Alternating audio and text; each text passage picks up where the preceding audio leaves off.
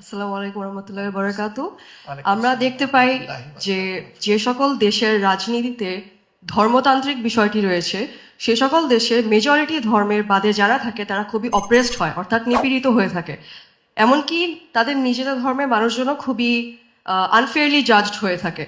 এখন আপনারা যেহেতু একটি ইসলামতান্ত্রিক পলিটিক্যাল পার্টি, অনেকে ভয় পেয়ে থাকে যে আপনাদের ক্ষেত্রেও একই রূপই দেখা যাবে।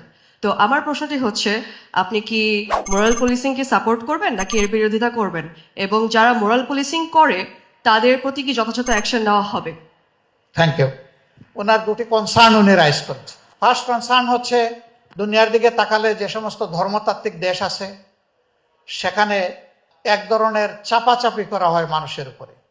মানুষ যা চায় তাও মানুষকে ডেলিভারি দেওয়া হয়, মানুষ যা চায় না ওইটাও মানুষকে বাধ্য করা হয়। দুই নম্বর হচ্ছে, বিশেষ করে উনি সেকশন আলাদা করেন নাই, মরাল পুলিশিং এর কথা বলেছেন যে আমরা ক্ষমতায় গেলে ওই রকম মরাল পুলিশিং সিস্টেম চালু হবে কিনা, যেহেতু আমরা একটা ধর্ম based party. True, I agree, কিন্তু ওই দুইটা এগ্রি করি না, ওই দুইটার সাথে আমাদের complete disagreement.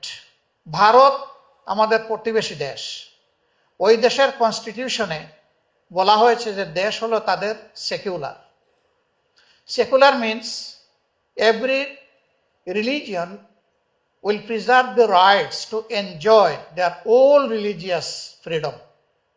But in fact এটা নেই সেখানে। বরঞ্চ এই কয়েকদিন আগেও দেখেছেন খ্রিস্টান সম্প্রদায়ের লোকদেরকে মব করে হত্যা করা হয়েছে, বাংলাদেশ তার প্রতিবাদ করেছে।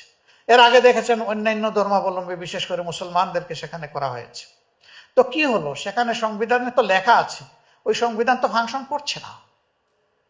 এটা নির্ভর করে ওই সংবিধানের যারা কাস্টোডিয়ান তারা কেমন, তাদের মানসিকতার উপর নির্ভর করে দেশটা কেমন, সমাজটা কেমন চলবে।